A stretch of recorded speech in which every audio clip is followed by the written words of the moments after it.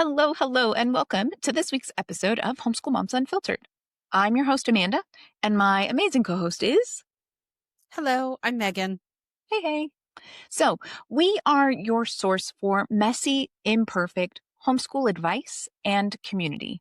Solid advice, if we do say so ourselves, but definitely a little messy. Sometimes more messy than others. And while we don't do the whole polished, my life is perfect and my kids can do no wrong thing here, we do the come be a part of our open-minded community thing. Yeah, I mean, speaking of not polished, I was on mute and talking through your whole introduction because the kids are coming home and the dog hears them downstairs. And I'm like, it's Astrid. Go say hello to Astrid. Stop barking. So, so yeah, not polished, right? Check that one off the list for today. But I mean, let's be honest, anybody who's putting that out there and is only showing you this like perfect reality, like I can't. We're perimenopausal women in our mid 40s living through the downfall of democracy and the rolling back of human rights. Like I don't have the time or energy to fake a perfect life just so you can listen and feel bad about yourself. I barely have the energy to shower some days. So yeah. No, right? I mean, like, I truly, I don't get what influencers get from that. I mean, money, obviously, but besides that, That's what we're missing. last month's paycheck of $92, evidence that we're not perfect or polished. But it's that thing, right? Like, let's do more acknowledging when things are a highlight reel, coupled with more like honest, genuine moments, good, the bad, the ugly, the otherwise. Right. Yeah. I mean, there are influencers who are putting that out there, which I love. So I love elevating those people. I love Mama Cusses. Love her. There's that woman, Sydness Washington. I don't know if you know her. She had a song. I think it's gone viral like a couple of times.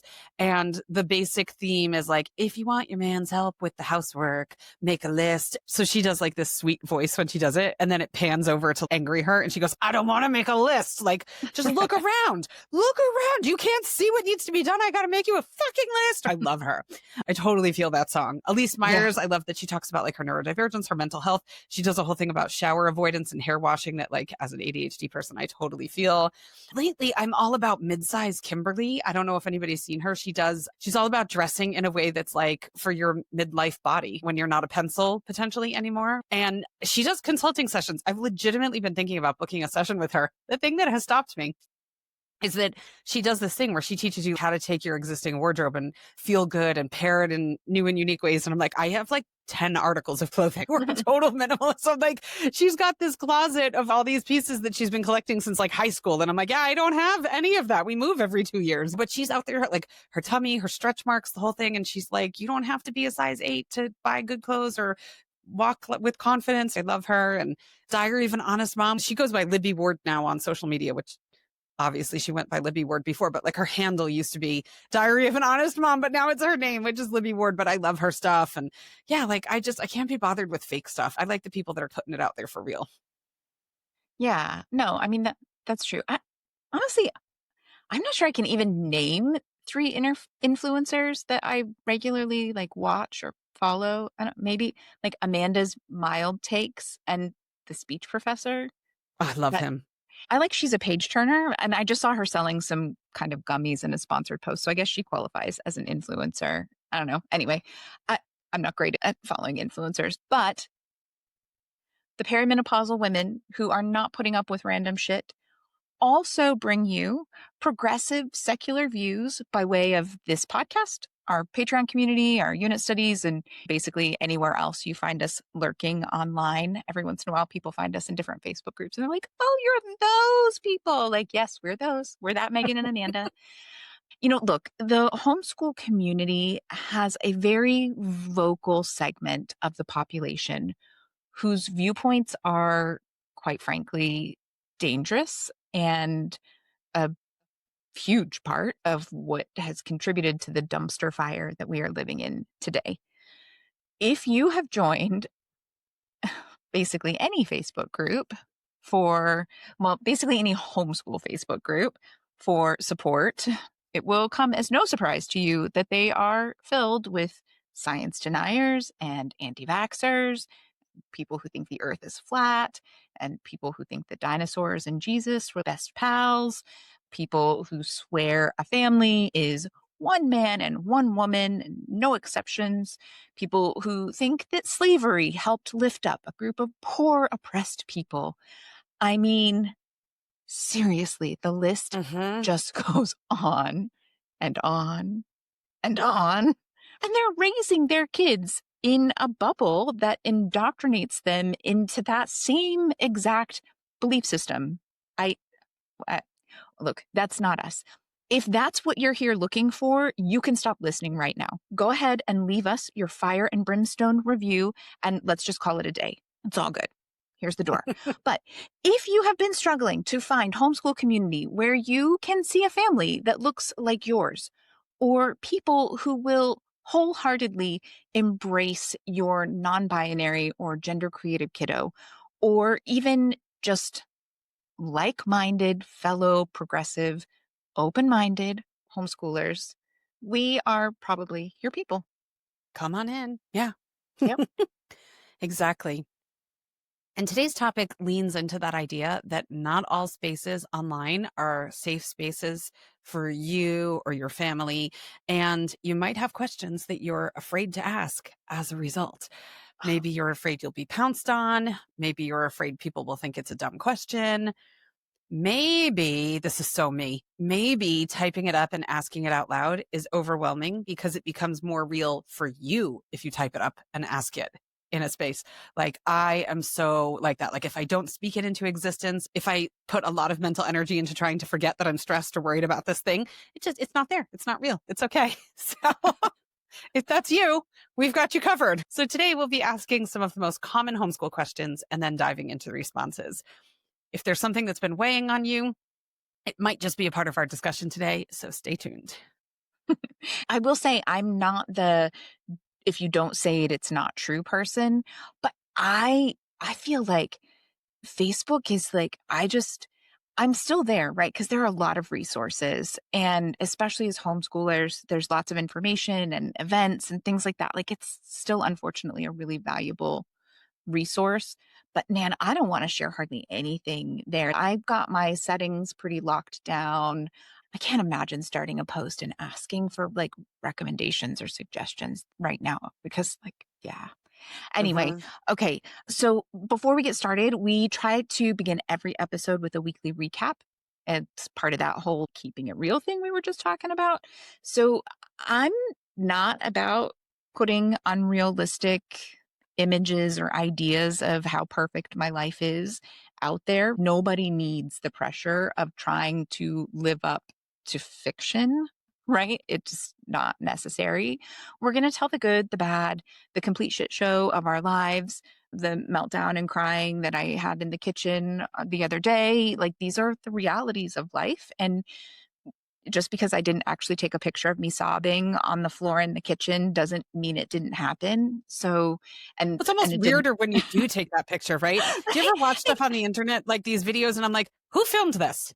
Who filmed right? this? Who just happened to be filming this moment? Who filmed it from that angle with perfect lighting? So, yeah, we do try to keep it real. That said, this week is a little bit different for us. So, what you got for us, Megan? Yeah. So, okay, it's a little bit different because we're just fresh off the holidays. Amanda was Yeah. sick. I was sick. Family, holidays, Amanda's kid's birthday, the whole thing. So, we're actually filming 2 episodes at once today, just due to some wacky scheduling. And typically, we could have gotten away with that. It would have been like, oh, I'll put my hair in a bun and change my sweater and it'll be okay. Except I decided today to go get a beauty treatment done and had my lip color tattooed and had my eyebrows like microbladed tattoo. I don't know. It was like a mineral oil thing, like got them filled in and reshaped and whatever. And it was so funny because when I was scheduling, I was like texting back and forth with the girl. And I was like, maybe I should check with Amanda to see when we're recording. And I was like, well, we do the whole keeping it real thing. So if I show up and I'm channeling like my inner Caroline Levitt and Vanity Fair look, like it just is what it is. You know, I mean, okay, fine. What I wasn't accounting for was that my lips freaking burned so bad.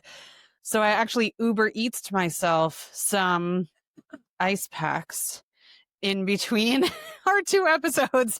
My lips are swollen, but the color looks good. I'm Yeah. happy with it. So I'm pretty good with that. But yeah, I've just been trying to glue myself back together after a bit of a rough year with some stuff going on. I talked about it in the last episode. And so, yeah, my daughter did an at-home keratin treatment for me the other day because my youngest child is 14 and I still have baby hairs. You know, that awful Mhm. lion's mane thing that happens after you have a baby? And mine never went away. And so I was like, something has to be done with all of this frizz. And so she did that the other day, and I'm getting a haircut on Monday. I put no time and effort into myself whatsoever last year. It was just like work and making sure the kids were okay and all that kind of stuff. And I was like, I'm over it. So I'm trying to pull myself together a little bit. And I'm talking, when I say pull myself together, like I bought a fresh tube of mascara. This is hardly a pretty woman shopping extravaganza. And the reason I bought a fresh tube of mascara was because my old one was so old that it glued itself shut. I literally couldn't get the two halves to separate anymore. And I was like, oh, okay. That's how badly I've been neglecting myself. But there was a lot going on. One of my kids was really struggling, and we moved to a new country, and it was a lot. So it just kind of happens to coincide with the start of the new year. It wasn't an intentional, like 2026 is my year. It's just kind of like other things are finally settling down. And I'm like, I should really maybe put myself back together a little bit. That would feel good. And yeah, so yeah, the overarching theme of my life right now is just chipping away at my to-do list. My kids have an immigration appointment in 9 days. So tomorrow, that's what I'm all about. And I still need to do my next step in the January unit study, which, by the way, is about Ellis Island and immigration. It's going to be amazing. If you're not on Patreon, go check it out over there. You can follow us for free over on Patreon, and you'll get notified when it comes out. If you want to pick it up, you're welcome to. But yeah, so tomorrow I'm going to be printing off the 9,000 pieces of paper that my kids need for their immigration appointment. My oldest son turns 18 in 13 days, which is bananas. Like, he's going to be a whole ass grown up. What is happening here? I can't even believe it. It's not even possible that this is happening. So yeah, I picked up some good table linens at the thrift store the other day, which I enjoy, sewing clothing out of table linens or repurposing table linens or whatever. It can be curtains, table linens, whatever. But I found this silk brocade tablecloth that had some holes like on one side, but it'll be fine because I'm going to turn them into a pair of wide leg pants. But it had a border print and everything. When I'm done, I'll post. I haven't had a chance to wash it yet, so I'll wash it. And then in the next 2 weeks, I think it'll become a pair of pants. And so I'll share them over on Patreon or something when they're done. But I was excited because I go to the thrift store all the time to look for, random bits of fabric that can become like a top or, whatever. And a lot of times I leave with nothing, but it's fine because it's right next to the grocery store. So I pop in and check. And if there's nothing, the other day I got 3 things. I was like, oh my Mm. gosh, it's my day. So like Yeah. big pieces of fabric for €20 for all 3 of them. So I was like, oh, that's pretty good. I can repurpose those nicely. Nice. So yeah, aside from the fact that my lips are burning off my face, which I did to myself and paid for the privilege of, I'm okay. How are you, Amanda? Yeah. So we have another family birthday that I have got to, do my part in bringing the magic and making special. So the thing is, we needed science to make a baby, and I have no regrets about that. I have no issues with that. I absolutely love that baby, now tween, to pieces. But we've got 3 family birthdays within the 2 weeks around Christmas. And I gotta say, I kind of wish we'd planned our due date a little bit better. Like, we did not need to add that third one in there on purpose. I'm just going to put that out there. Like, as a person who struggled with infertility, and to this day, we can't have more than one, no matter how much we've tried.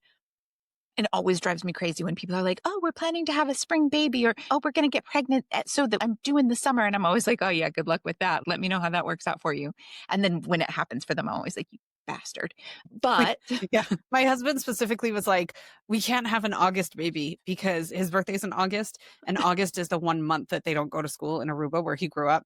And he never got to bring cupcakes to school for his birthday as a result. And so he was like, no summer babies. And we didn't have any summer babies. So we are the opposite ends. Not only are we the opposite ends of the spectrum when it comes to homeschooling, I am an only as a result of infertility. So I was like, we'd better get cracking just in case this is the whole situation. And like an hour later, I was like, I think I'm pregnant. So yeah, I understand both ends of that spectrum, but Yeah. Yeah, my mom was like the fertile myrtle who was always falling pregnant. Like, oh, look at that, and here we Oops. were like, how should we plan it? And down to the hour and the testing and the monitoring and the specialists and all of that jazz. But yeah, those birthdays, man, those birthdays around the holidays, they are not easy, especially when you're still trying to bring the magic, all of the magic. Hmm. And then, yeah, I talked about it in the last episode, but I'm sick. I've been sick for like forever. It feels like beyond like my normal regular sick.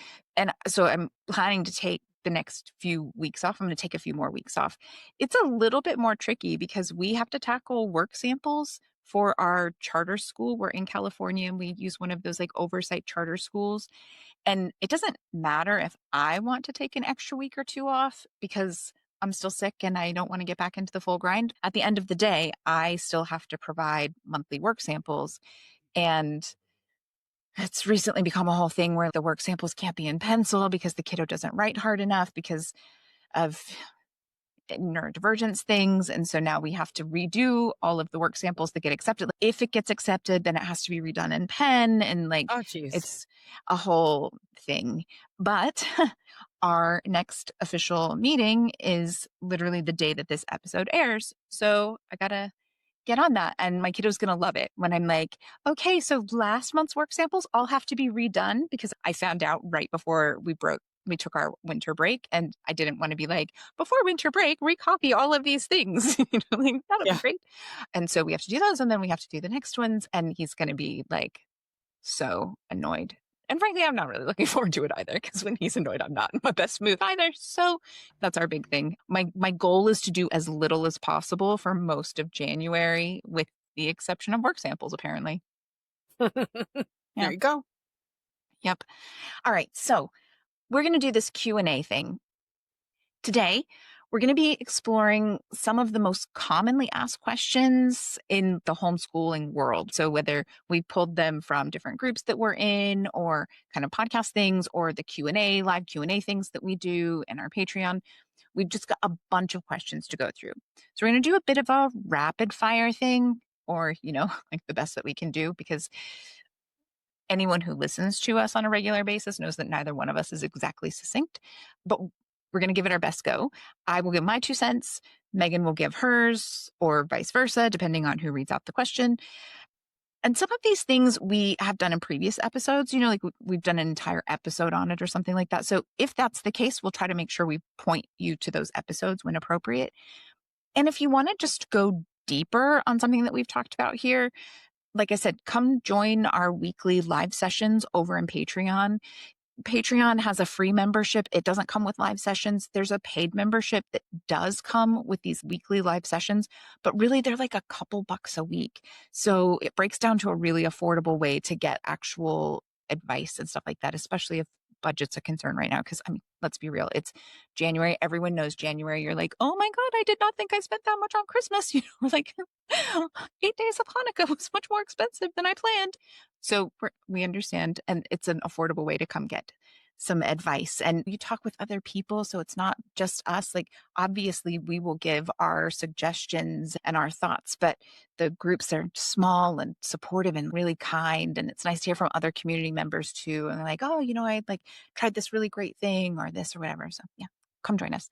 So anyway, we can pretty much guarantee that you will leave our events feeling reassured and confident. If you want to join, there's a link in the show notes. We always make sure we put a link there. Right now, we've got 90% off your first month coupon code. So go in there and look for that. Use it. If for some reason it doesn't work at the time that you're trying, send us a message through one of our social media accounts, Instagram or Facebook for sure. We'll make sure we get you one. Megan's got this I'm failing miserably at it, but Megan's got this whole making time for herself vibe going on right now. Give yourself an hour a week and come be encouraged and uplifted and supported by our community of like-minded people. Yeah. All right. So you've got options. We've made sure you know your options. Let's get on with today's podcast. First question. I feel like the whole episode could be this, but we're doing rapid fire. So here it is. What if this just isn't working? Or what if it doesn't work and I have to send my kids back to school. I'm going to say for me, nothing works 100% of the time. Why are you expecting homeschooling to somehow magically work 100% of the time? But also kids move, right? Families move. It causes the kids to move. Kids move schools, they move school districts, they move states, countries. When I was growing up, I always went to public school. I went to 2 different schools in 2 different states for 8th grade, and then a third school district for high school. They didn't recognize my math class. I got dropped into American history starting right around the Great Depression. So I'm still learning loads about the first part of American history. Like, public school is far from perfect. It'll be fine. It'll be fine. Mm-hmm. Yeah. I think the other thing too, if something isn't working, it's time to take a step back and figure out what's not working, get super granular about what's not working, truly what's not serving us in this whole situation.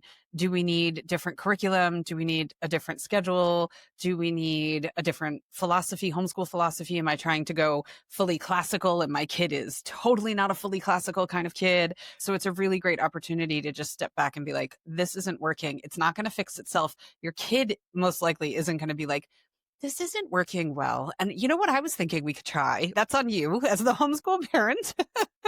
So take a step back, figure out what's not working. If you need to, come to a session, book a coaching session, whatever it is, but figure out why it's not working and then figure out how to go backwards a little bit, regroup, and then go forwards again in a different way. So it can work almost all the time. And I see posts all the time that are like, I'm done. I'm quitting. I'm sending them back to school. They won't sit down. They won't focus. They won't do the work. And it's like, okay, there's something not working, but it's fixable. It's almost always fixable.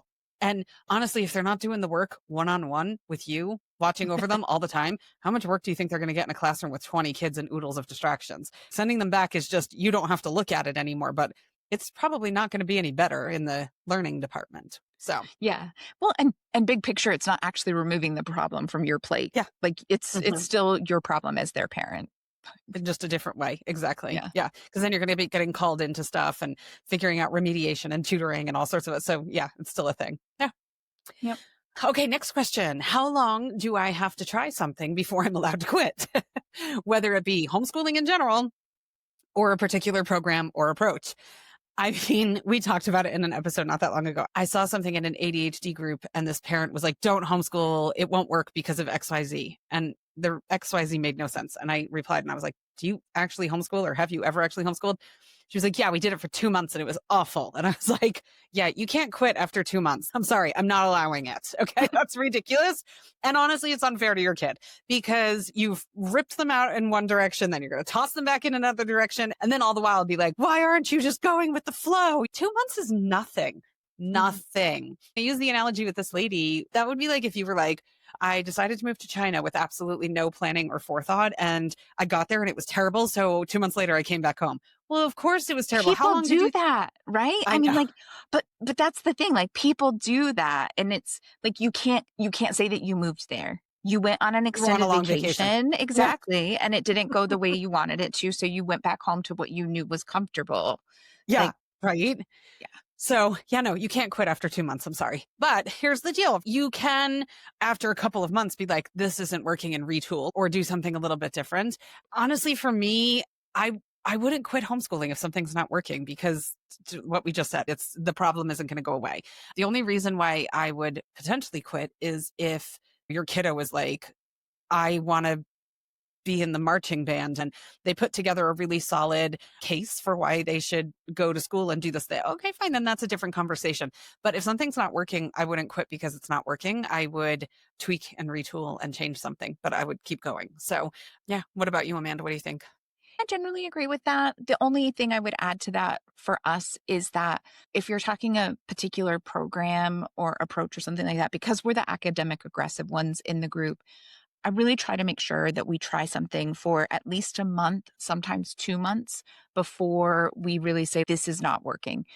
Sometimes just because something is new and different doesn't mean that it Mhm. doesn't work. It just means you haven't figured out how to get into the groove of that thing or how to make it yours and make it work. And so if you didn't put much time into it and you just kind of got a whim like, oh, let's try that, like, and it's a bomb, okay, fine. But if you really put time and thought into making the decision and you think that this is going to be good because of X, Y, and Z, then give it time to see how it works. So it's kind of that thing like when kids were little, there was always that thing of kids have to try something 8 times for them to get used to a new taste or flavor. It's kind of like that. I feel like that applies in a lot of ways. So that Mm-hmm. would be my advice there on that. All right, next question. What if my kid is doing okay in school? Am I a terrible parent slash caregiver if I pull them out? So for me, this is one of those, this would have applied to my kiddo. He was not getting everything I wanted him to get, but he was perfectly happy in that kind of environment as a peanut. COVID was in there. So that like changed everything for us. I can't possibly talk to how it would have been without COVID sending all the kids home and closing schools down for years, right? Because we're in California. But I think that it's one of those things. There are absolutely 100% times in life that as the primary caregiver to a child or the primary guardian, you have to say, I don't think this is the best situation for you. And these are the reasons why. And this is how I think we should move forward. This is what I think we should try doing and get their buy in and include them and all of that stuff. But there are plenty of times in life where just because your kid is happy doing something doesn't mean it's what's best for them or in their best interest. And you have to be the parent, like, Mm-hmm. or the caregiver. It's your job to make those calls sometimes.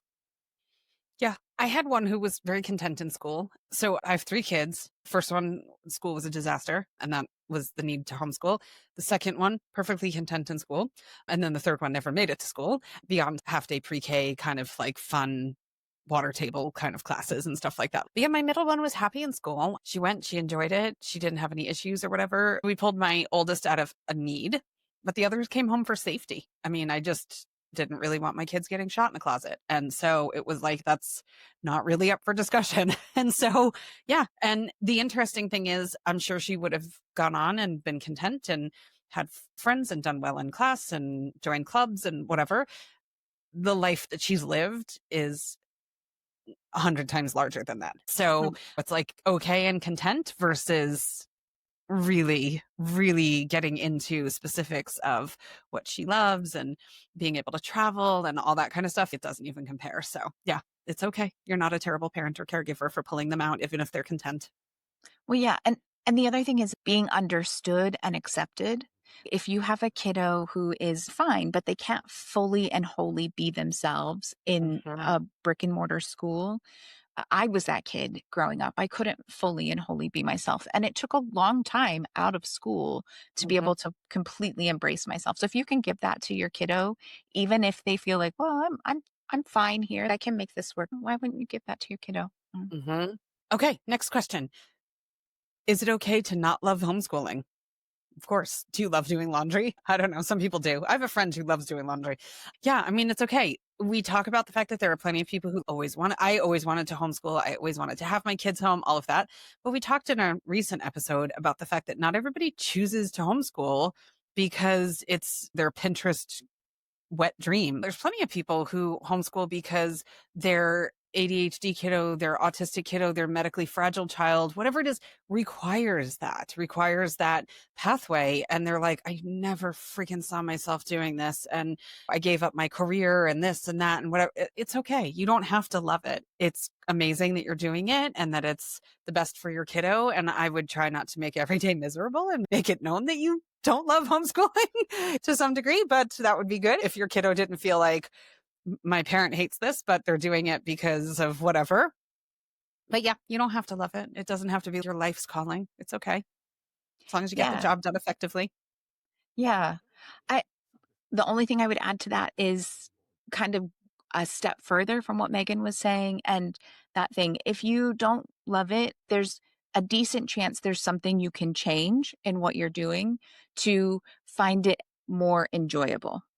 And so you definitely don't have to love it. And you don't have to even find all of it enjoyable. But I would encourage you to try to look for tweaks and do some deschooling and some ways to make at least parts of it more enjoyable for you and your Mhm. kiddos. Yeah. Mhm. Okay, next question. What if I'm doing harm and don't realize it? Spoiler alert, you are harming your child in one way or another. And when they grow up, they are going to need therapy for something that you did. Oh, I can speak Like, to this. Yeah. full stop, full stop. No matter how amazing you are, there is going to be something that as an adult, they're going to be like, my parents. Yeah. It's the nature of growing up. So make good choices, be an informed parent, keep open communication with your kiddos, and don't just blow off their concerns or their needs. But don't get hung up on this idea that this is going to be the thing. Because if it's not this thing, it's going to be something else. Start Yeah, a therapy exactly. fund, call it good. Yeah, exactly, right? Yeah. Oh my goodness. Okay, next question. What if we skip a subject for a while? I mean, hello, Amanda started out the episode by being like, I don't feel good and we need a break. That's not a subject, that's all of school. And that's okay too, because when you're trying to force something, when you're just not able to physically do something or you're not mentally prepared to do something, it's not going to go well anyway. So why force it? Why not just take the break and do your thing? But yeah, there are plenty of people in the homeschool world who aren't even teaching subjects in silos. That has never been our jam because you don't use subjects in silos for the most part in the real world. I shouldn't say that's never been our jam. I have one kid whose jam that totally is. And so he functions in that way because he's starting a full semester of intensive physics on Monday. So there you go. So yeah, but yeah, you can totally skip subjects from time to time. I mean, listen, you're looking at their education as a whole. And so eventually you're looking to have all of these puzzle pieces filled in. So if you're taking some time right now to really work on reading comprehension and stuff like that, because that'll give a great foundation for other things. And then once that's set, you go back and you layer other things on top of it. It's okay. You do not have to do every single subject every single day, 180 days a year for 12 years. You're looking at getting this entire pie done by the end of their education and making sure that they have the skills that they need to launch. So, how you accomplish that, there's flexibility in that. Yeah, for sure. Okay, next one. Is it okay if my kid is terrible at math? Totally ties into the last one.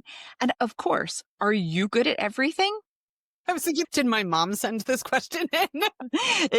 There might be a reason that Megan doesn't force her kids to do extensive high school and college level math. The ones that do it's because they like it. Look, I'm a firm believer in the fact that all kids should have up into algebra, and it doesn't need to be like the really complicated algebraic equations, but you need to understand how to solve for a missing variable, because the reality is that happens at the grocery store. That happens when figuring out how much gas you need to put in your car. That kind of stuff has to happen. But if math is not your kid's thing, like every single person out there has something that they are truly terrible at. I'm terrible at languages. I am truly terrible at languages. We've talked about that before on the podcast.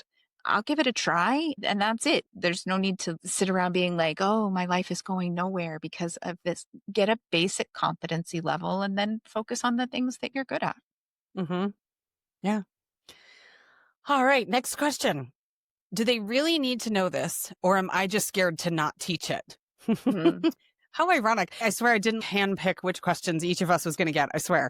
But yeah, I mean, this is a huge part of how we became unschoolers. I've talked about it before on the podcast. I took a whole bunch of what kind of homeschooler are you quizzes. I got unschooler 700 times. I was like, that's ridiculous. We're not doing that. And then I bought workbooks. But as we were doing the workbooks, my kids would constantly ask me these questions. And I'd be like, I don't know. And even my kids were like, how are you a functioning grown up and you don't know any of this stuff? And I'm like, because I never use it in this way. That's not how the world functions. It's not, I'm using a combination of these things put together in an organic way. I'm not using it in the way that it's being taught in these books. And so we decided to learn in the way that it actually gets used in the real world. That's what works for us. But yeah, it's really scary to not teach a thing that you're like, what if they need this thing someday? But the reality is, if they need it someday, odds are they'll just go and find it when they need it. I mean, we do that as adults all the time. I mean, I learned weights and measures and conversions in school. We all probably did. I can't convert any weights or measures or grams and metric and this and that. No clue. And I do it all the time. I'm just Googling it. It's available. It's there. And how many freaking flashcards and drills did I have to do in school to learn these things that I never actually learned? Like, what could I have used that time for instead? So in our household, as loosey-goosey unschoolers, we are not about teaching things that we don't necessarily think we're going to need or use in the real world. But I think, Amanda, you'll need to chime in on this one because I think your answer is going to be quite different than mine. Yeah, well, for us, there's some kind of a balance because I think part of it also depends on your kiddo. I definitely have more of a multi-potentialite. He has a lot of interests, and I truly have no idea where he's ultimately going to go in life. And he gets that from me. He gets that very honestly. So my thinking is it's important to expose your kid to a lot of things, but I don't think that it's significantly important for them to have a deep instant recall memorization level understanding of a lot of things.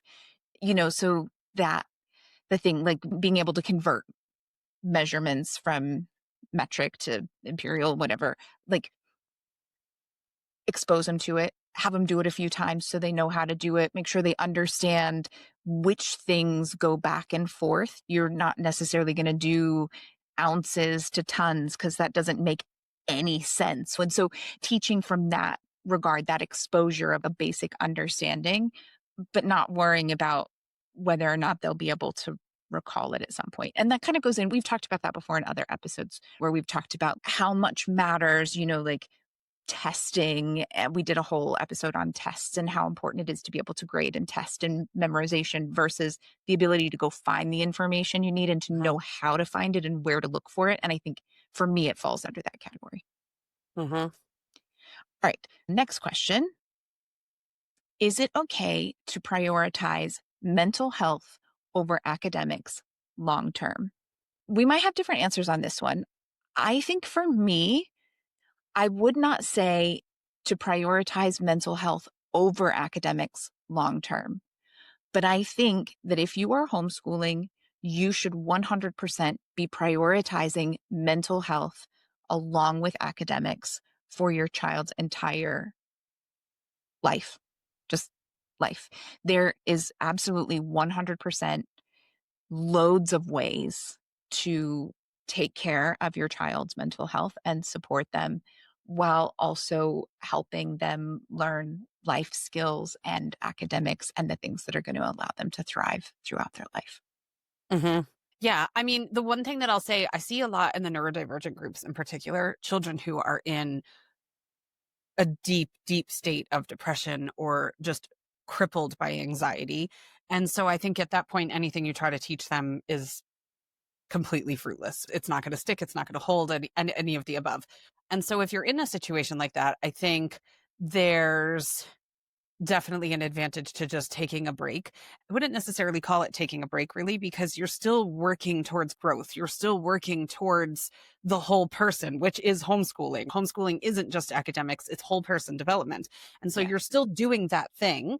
It's not in the form of math worksheets, but you're trying to bring that child back into the world of the living and re-spark their enthusiasm for life and all of that. And that is whole child development. So it still falls under the umbrella of homeschooling. You're still engaging with that child. I mean, it's not like you're just going to let them sit in their room and fester and be a puddle. You're going to try to get them to go even just for a 10-minute walk to the end of the block and back, or have a meal, shower, wash their hair. These are some of the things that are happening sometimes in those situations.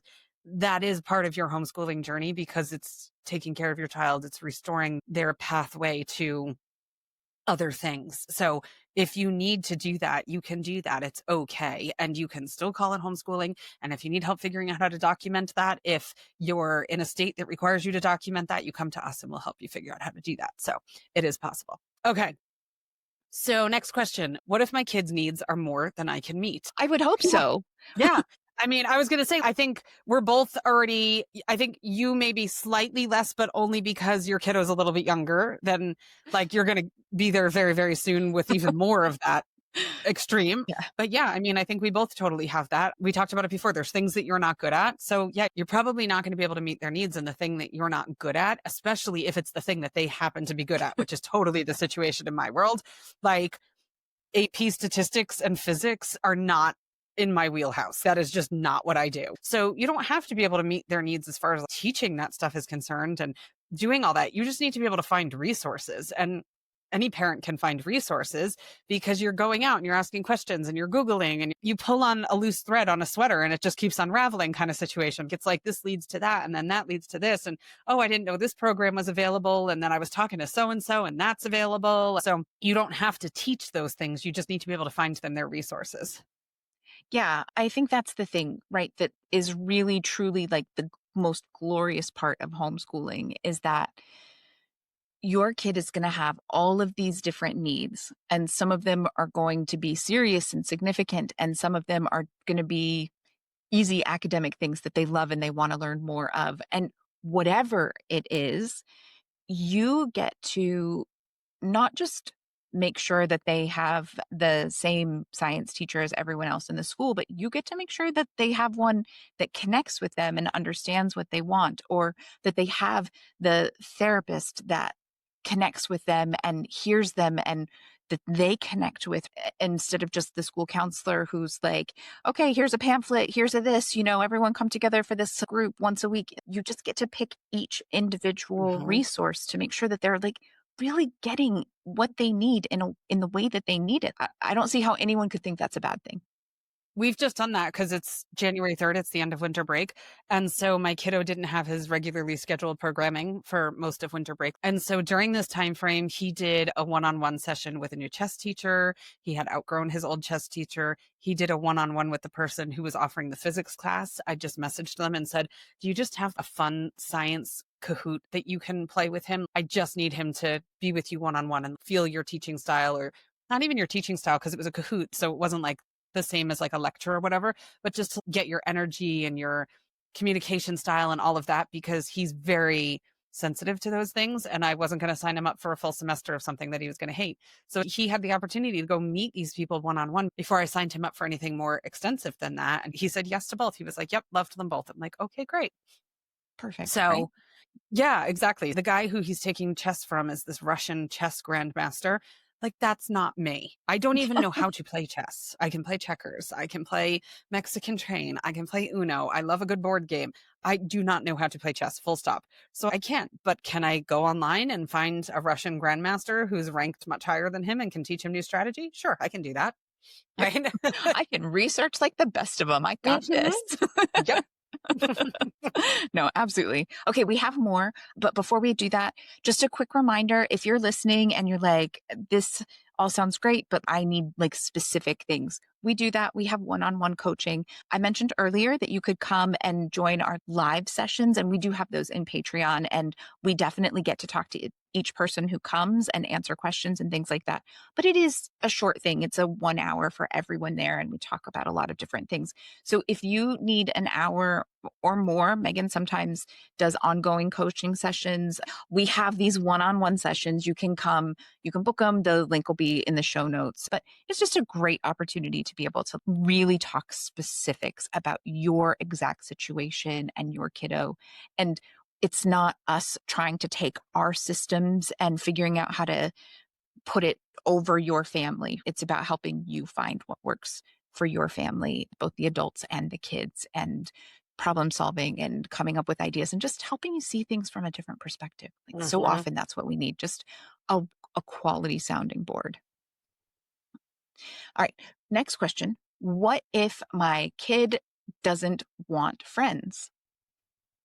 This comes up in groups so often. People are so concerned about friends. And first off, the very first point I would like to make is that most of us who were in any sort of brick and mortar school, we may have had a couple, one or a few really good friends that we did things with and that we saw outside of school or that we talked to outside of school. But most of the people that we considered friends, we didn't really have any desire to see them outside of this specific situation. We didn't need to see them outside of school. So if your kiddo is perfectly content seeing the same kid at parkour or chess club or science class or co-op every week and they never want to do anything else with them, that's okay. Your idea of babysitter's club book come to life does not have to be superimposed on your kiddo, because the reality is it probably wasn't that way for you. And if it was that way for you, you probably had a sibling or a friend or a cousin. You knew someone who wasn't like that, and they're just fine. They turned out just fine as a grown up. Not everyone wants to have babysitter's club come to life. This is a situation in our house where I keep trying to present opportunities to meet more people for one particular kiddo. And kiddo is like, I'm good. I see people when I do XYZ activity. And I'm like, okay, but wouldn't you want to expand your circle beyond that? And we could sign you up for this, or we could sign. No. And so I keep having to come back to like, this is a me problem. This Hmm. child is content. This is a me problem. Stop forcing it. But I keep doing it. So I'm like, let's try again. But yeah. So Yeah. yeah, along the lines of socialization again, next question, is it okay if my kid's social circle is mostly adults or younger kids? Your kid can socialize with whoever your kid wants to socialize with. We did an episode about vertical and horizontal socialization. We talked about the benefits of socializing outside of your particular age bracket. I mean, the reality is if your kid was socializing with kids a couple of years older than them because that was their emotional maturity level or academic maturity level, that wouldn't be seen as odd. So the fact that they are socializing with younger kids isn't odd either. If that's who they click with, then that's okay. It's totally okay. Maybe it's because they have younger siblings at home and that's the style of play that they're accustomed to or something like that. It's okay. And then adults make great company too, as long as they're the right kind of adults. My kiddo, the one kid, I'm like, I got a thing on Facebook saying like, a suggested friend. And it was because one of my kids was friends with this person. And I was like, so and so. And I showed him and he was like, not a pedophile. I play cards with him at the card store. And I was like, okay, thank you. Thanks for cutting through the conversation there and just answering the question that was on my mind. So yeah. Yeah, it's okay. My kids play cards at the card shop. There's adults there. My daughter is in all sorts of artist guilds. There's adults there. I mean, we were kind of joking about it, but it's not really a joke. She's in all these weaving guilds. The average membership age in a weaving guild is like 82. There's obituary sections in her guild newsletters because the population is quite elderly that takes part in this art form. So it's okay. She learns a lot and they're lovely people and they're willing to help her and it's all good. So yeah, it's okay. As long as your friend is getting no. As long as your kid is happy with how much they're getting out and their social interaction, it's okay. Yeah. I mean, we talked in a previous episode about like cross generational friendships, especially and even for grown-ups, adults. And I've been working on that more. I think it's fine. You kind of touched on it. I will say the one caveat for me, right, is our last episode was all about under supervision on the internet and eliminating risks that were much more common in the 80s and 90s when we were kids. And I think that kind of plays into this. If your kiddo is hanging out with mostly adults or mostly younger kids or things like that, you do probably need to be a little bit more aware and make sure that you're going in and doing the temperature check, making sure that everything is on the up and up, and having those talks about being safe and what's okay and what's not okay. And so there's maybe a little bit more that you need to be aware of there, but it's fine. It's fine. Mhm. Following along the same theme, what if my kid is lonely? I'm going to say the first thing is your kid lonely? Or do you think that your kid should be lonely because of the situation they're in?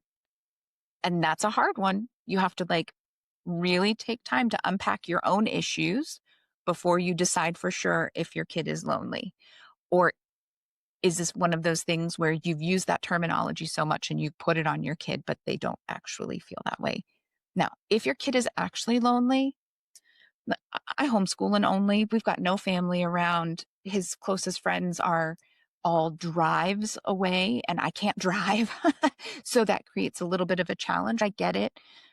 It does take extra work, but you know, consistency. I have found that my kiddo, especially as he's moved into the tween years, like I said, he's just turned 12, he definitely wants stronger, more established, deeper best friend type relationships than he did before. And that requires more consistent connection, whether that's in-person hangouts or touching base on FaceTime, those kind of video calls and stuff like that. And I have to still spend a lot of time helping coordinate that and finding opportunities and ways to expose him. And that thing, sometimes they meet kids and you're making sure that you're seeing those kids at least 2 or 3 times a month and trying to help that relationship grow. And they're going to find that that relationship isn't growing into anything. And there's nothing wrong with that because you aren't best friends with every person you've ever met either. So give them that same understanding. But uh, also being lonely, it happens sometimes. Mhm. I don't imagine that there's any adult listening to this who hasn't at some point in their life been like, I'm lonely. Mhm. And helping teach them how to deal with that and talking about ways to address it. That's a life skill that you can teach. Yeah. All right. Next one. What if my house is always messy and I hate it? Okay. I Did you swear I write this? did. What did you, I were you literally like, let me ask one that's specifically about Amanda? Her kid's not lonely, but her house is a fucking nightmare.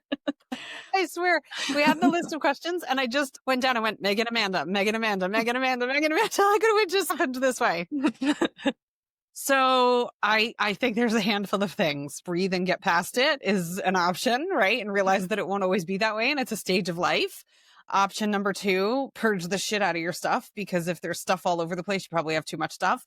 And then option number 3, depending on the age of your kids, and they can start very young, but at what level is really the question. They live there too. They can help.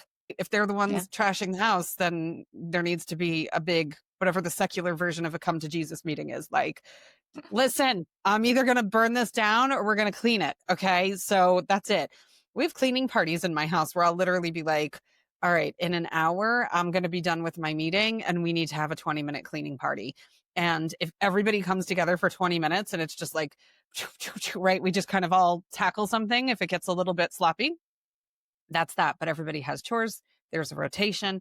And it's been that way since they're peanuts. I mean, we talked in an episode a couple of weeks ago about systems.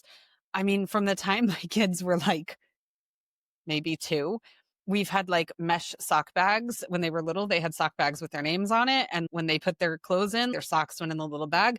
That way, when the laundry came out, it wasn't matching 60 pairs of socks among different kids. I would dump out one kid's sock bag, match them up, put them back in the bag. They put them away, putting systems into place so that your life can be a little bit easier. But yeah, I'm all about purging. If I lived locally, I would come get rid of all your stuff for you. But yeah, usually if I, you're overwhelmed by stuff, you have too much stuff. So that's, yeah. I can't even imagine how long you'd need. Every time my husband goes out of town for a week for work, I spend that week cleaning and I take at least 10 boxes to the donation place and we throw out, I don't know, 5, 6 garbage bags worth of stuff. And then he will often come home and not even be able to tell how much was done, which works out nicely because if he yeah. was aware of how much was done, he would have an absolute panic attack that I probably got rid of something that he really needed to squirrel away, which is a whole other thing. I personally would not recommend developing chronic fatigue because I have found that when it gets really bad, then your house is a mess and you're just too tired to give a shit. But it is one way of dealing with it. So I'll just put that out there. There you go. Breathe and get past it is always an option. Yep. Hmm. All right, next one. Is it okay to outsource learning because I'm burnt out? Yeah, it's always okay to outsource learning. It Hmm. is always okay to call in reinforcements for any reason, burnout or otherwise. It's Hmm. always okay. And we just did a whole episode on burnout. So go find Yeah. that one if you are Yeah. in that position now or in the future. Next one. What if screens are the only thing keeping the peace right now? We hear this quite a bit. They fight, they fight, they fight, they fight, they fight. My whole day is just kids fighting. And so when they're on a device, they're not fighting. So yeah, I mean, I get it. We all end up in positions where we're like, I really shouldn't, but it's so much easier this way. So yeah, going back to the thing we talked about before about like mental health, for example, and making that the focus, I would make detaching from screens a little bit the focus and sibling bonds and family bonds and things like that the focus until you can move away from that stage. And for me, in my world, if that meant sacrificing other learning objectives for a short period of time while that became the focus and while family culture becomes the focus, It's still developmental. It's still growth. It's still moving forward. And if everybody's living in an environment that's less stressful moving forward, learning can flourish in that environment. And it can't probably in the current environment. So it's time well spent as far as I'm concerned. But yeah, I do have a couple of people that I work with on coaching who are unschoolers who are trying to get their kids interested and sparked and but are sucked into screens, right? Screens are so addictive and it's so hard. And so it can be worked on. We can help. But yeah, I would work on it if possible. Sometimes I like to fast forward things into the future and think about it this way, like, how is it going to be if in 4 years screens are still the only thing keeping the peace in your household, or 6 years or 8 years? It's not a long-term option. So what can we do now before it continues to entrench even further? Yeah, I guess I would say the thing to keep in mind is sometimes life gets really hard and shit hits the fan and you survive however you need to survive. Oh yeah, in those And times for that's, sure. yeah, and it's that thing. And that's okay. And no one has ever gotten better by beating themselves up over their failures.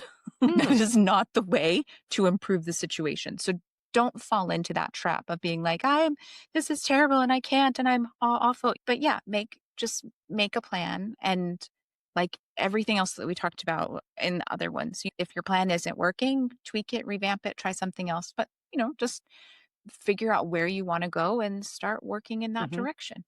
Yeah. Yeah. When I read that question, my mind went to typical circumstances. But yeah, when the shit has hit the fan, we have a whole episode about homeschooling when the shit has hit the fan, which is basically do whatever you need to survive and come out the other side. So I'm glad you covered that because, yeah, if anybody else perceives it that way, then yeah, when the shit hits the fan, do whatever you need to survive and put the pieces back together later. Yeah. What if homeschooling became my whole identity and I'm tired of it? What if I miss who I was before homeschooling? Look, I think this happens. Yeah, Megan's raising her hand. I kind of I, feel like you could say that about motherhood for me, though, I like not well, that's necessarily just homeschooling. that's exactly what I was going to say. I'm not Yeah. positive that it's happened specifically with homeschooling for me, but 100% without a doubt, when I became a mom and then when we were fostering toddlers and babies and also momming, like it was, yeah, I think it's totally okay. It's typical, it's common for that what you're doing to become your entire identity. And it is also totally common and normal and typical and okay to miss who you were before. The reality is you can't go back in time. You can't go back to a former version of yourself because you're not that person anymore. You've got a lot of new life experiences and knowledge and stuff under your belt. It's okay to have all of those feelings. And I also think it's okay to, again, figure out where you want to be and make a plan and start working towards it.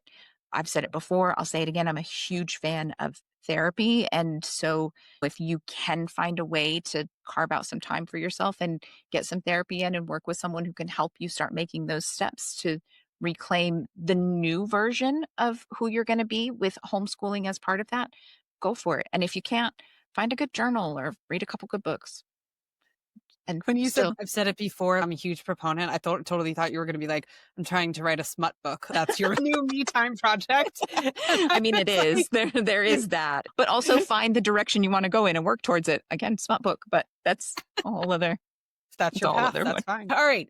Kind of on the same trend again. Is it selfish for me to want time away from my kids? Of I course hope not. not. We all know I love a drop off class. Yeah, no, it's okay. Yeah, it's totally okay. I remember the first time my kids were old enough that I went to the grocery store without any of them. I wasn't even doing like a big grocery shopping. I was running out for like two things.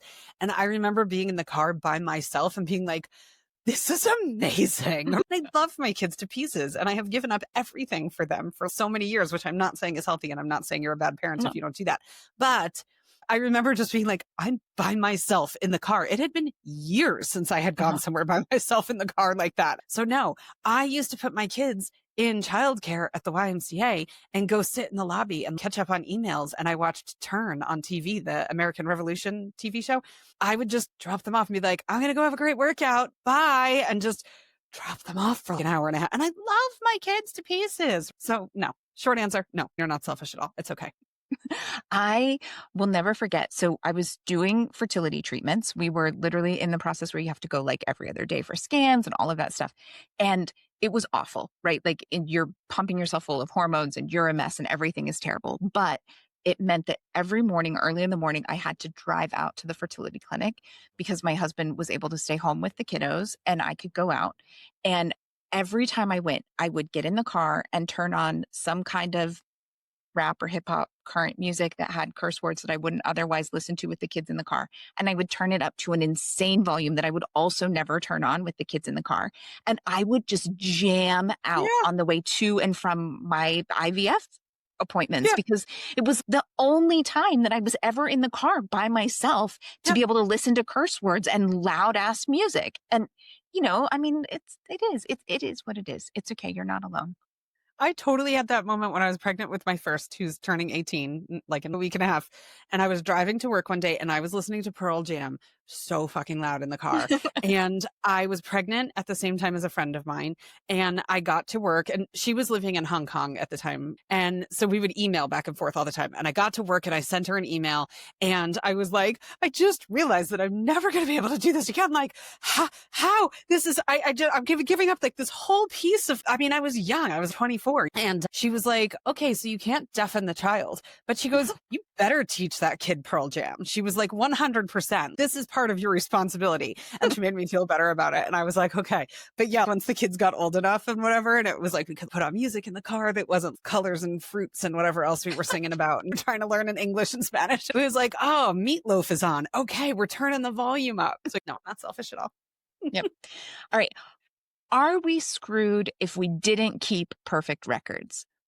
Look, records vary in importance, and that will depend on how old your kiddos are when they're younger. Generally speaking, there's less significance there unless you're in a state where you need more records.